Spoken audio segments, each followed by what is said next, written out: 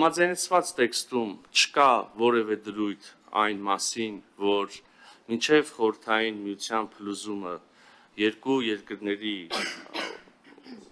տարածքներում բնակեցված եւ հետո այդ տարածքները լքած մարդիկ պետք է վերադառնան իրենց տները կամ այն տարածքները, որտեղ իրենց նախնիները ապրել են։ Նաեւ ուզում եմ անպայմանորեն ասել, որ լսեցինք ադրբեջանական կողմի մեկնաբանությունը Հայաստանի Հանրապետության սահմանադրության մասին։